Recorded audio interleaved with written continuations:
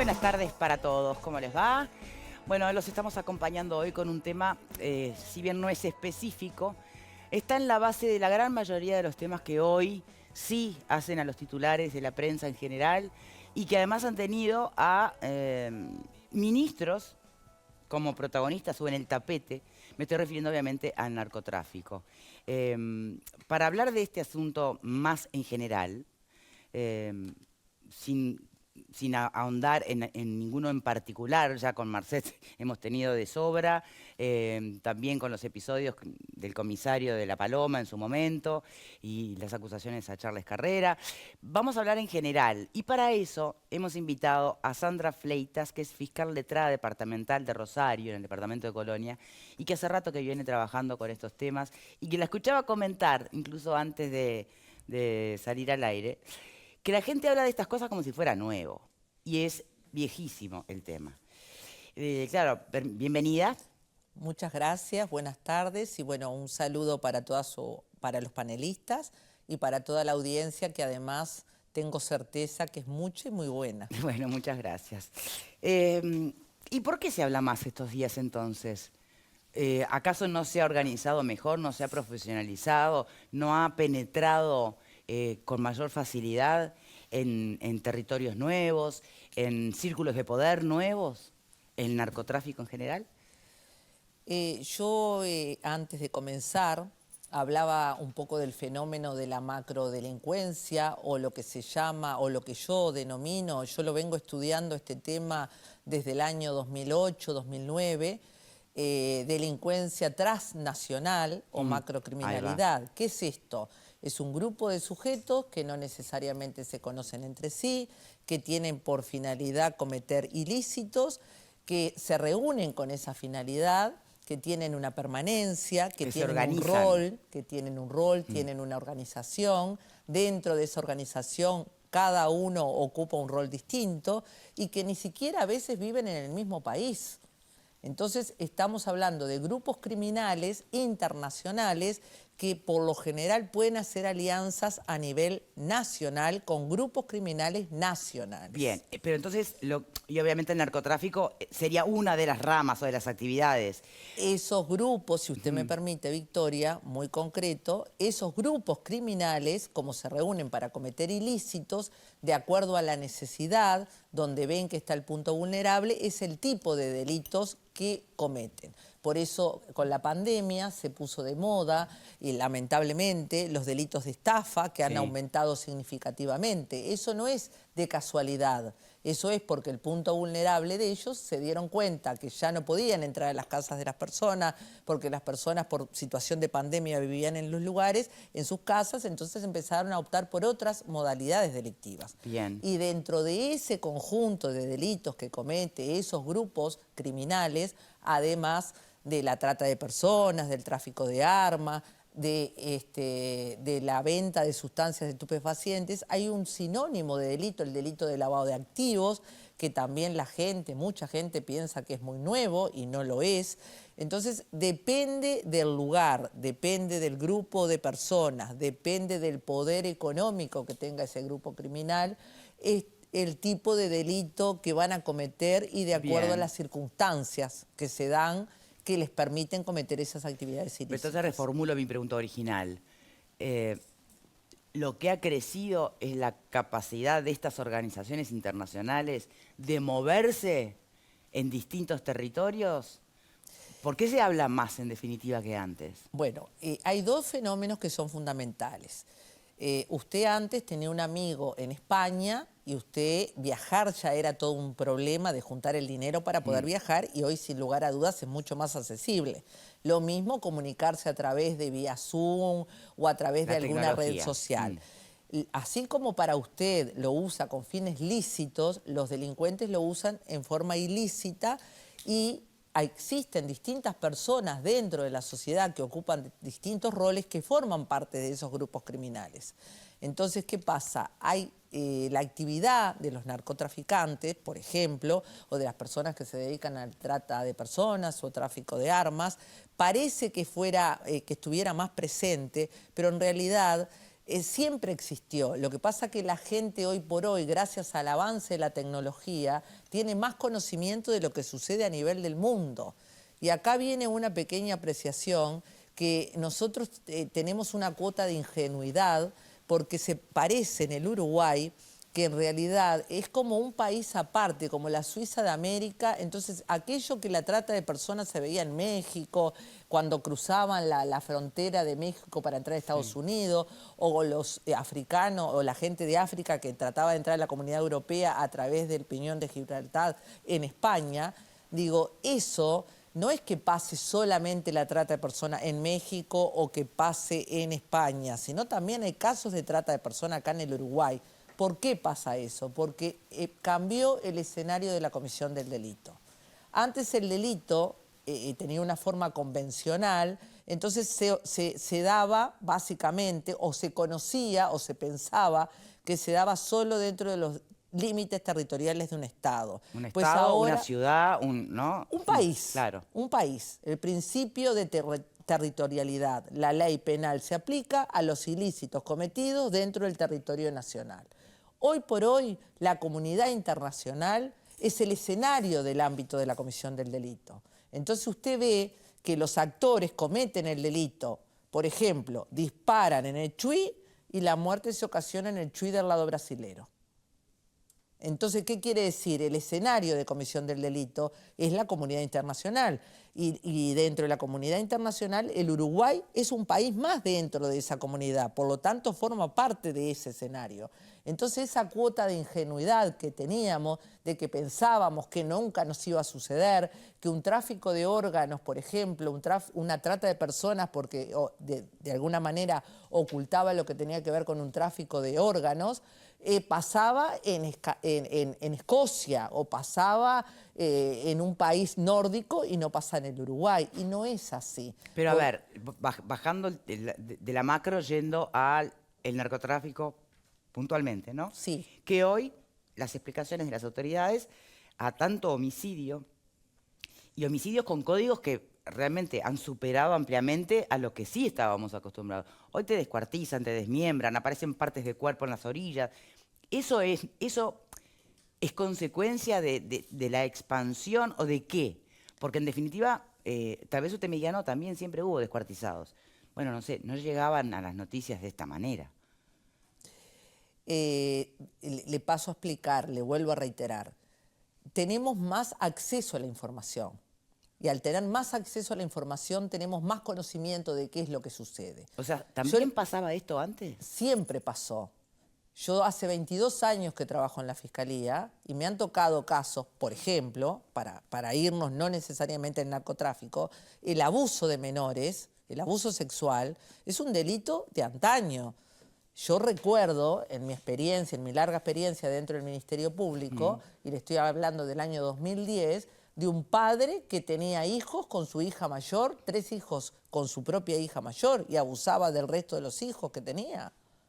Entonces, ¿cuál es el tema? A través de que hay mayor difusión, felizmente, hay más libertad de expresión y hay más compromiso de todos los medios de comunicación de afrontar temas que capaz que antes se temía Sí, o que hasta eran más naturales en otra hora, ¿no? ¿Cómo? O que hasta eran naturalizados antes y hoy se entiende que hay víctimas y que hay victimarios. También, pero vamos al narcotráfico. Sí, porque son como escenarios distintos. Una cosa son lo que tiene que ver con los delitos sexuales, ¿no? Sobre todo abuso y explotación, donde culturalmente se han introducido conceptos que nos han hecho abrir los ojos y han interpelado el compromiso de toda la sociedad. Pero otra cosa puntualmente es pensando en el narcotráfico y en la violencia, en que te matan por 2 pesos, y la forma en que te matan. ¿Eso es también desde siempre? Yo hace 2 años y medio que estoy en Colonia, en la jurisdicción de Rosario, y trabajé 4 años en el Chuy. Trabajé desde el año 2015 al 2020 casi.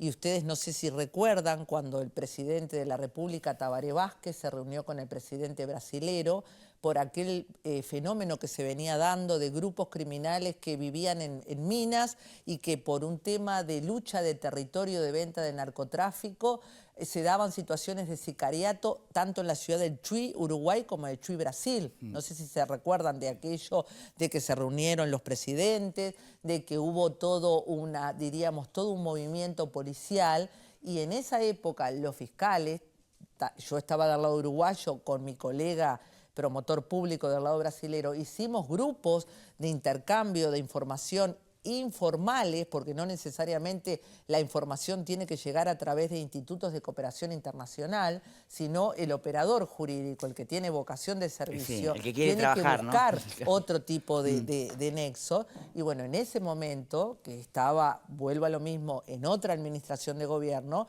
se había dado una suerte de sicariatos que ocurrían, homicidios del lado de Brasil, Uruguay, de Chuy, Uruguay, y del Chuy, Brasil, y era permanente. Fueron, por decirlo, 2 o 3 meses que fue una secuencia de homicidios. ¿Y cómo se acotó eso?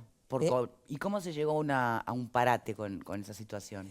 Bueno, hicimos un trabajo conjunto en ese momento a nivel del Ministerio Público y formamos un grupo informal, diríamos, de los operadores jurídicos, porque en Brasil el fiscal depende, la policía, lo que sería la policía militar, depende del fiscal. Entonces, con ellos que estaban mucho más avanzados en cuanto a las técnicas de investigación, nos brindaban ayuda, porque en zonas fronterizas como Rivera, como Chuy, por ejemplo, yo tengo experiencia del lado de brasilero, supongo que en Argentina debe ser lo mismo, formábamos un grupo de trabajo donde ocurría el homicidio del lado brasilero, me ponían en conocimiento a mí en forma inmediata, hacíamos puestos de control y allí en forma inmediata deteníamos a las personas y los formalizábamos en su momento por tráfico de armas, pero mientras la persona cumplía su condena por el delito de tráfico de armas, porque lo encontrábamos con el arma que había matado, se investigaba y se avanzaba en la investigación del lado brasilero. Pero ahí es un compromiso, digo, además de institucional, personal. Ahora, pero el Uruguay, y supongo que lo mismo con otros países del mundo, a la luz justamente de esta nueva georreferenciación, de la ampliación de lo que es el concepto de territorialidad para el crimen, ha ido suscribiendo un montón de convenios internacionales, modificando su propia legislación, para no correrla tan de atrás, ¿no? O sea, una vez que ven que el mapa cambió, los modos para delinquir y las formas y la organización van ayornándose, lo mismo ocurre con las legislaciones. Pero siempre parece que vamos detrás. Mire, le cuento. En el año 2001, 2001 surge lo que se llama la Convención de Palermo. La Convención de Palermo es el primer órgano, el primer documento a nivel internacional que comienza a hablarse, 2001, mire lo que le estoy diciendo, ¿no? 19 años atrás, que empieza a hablar de este fenómeno de la delincuencia transnacional y convoca a los países a que ratifiquen este órgano, esta convención, y que lo incorporen en sus legislaciones y lo adecúen de acuerdo a la realidad de cada país, porque usted tiene un país y tiene una constitución. Claro. Y si bien hay una legislación que usted puede aprobar un organismo internacional, pero lo tiene que ayornar a la realidad de cada Estado. Entonces, los países, a medida que fueron ratificando diríamos, esa legislación internacional, lo fueron incorporando y ayornando a la realidad de cada país. Pero en el caso concreto del narcotráfico, eso le estoy hablando de la delincuencia transnacional. Sí. En nuestro país surge la ley 14.294, que es un decreto ley, es de la época de la dictadura, por eso es decreto ley, si no sería ley, que es el primer órgano a nivel nacional que regula los primeros delitos vinculados con el narcotráfico.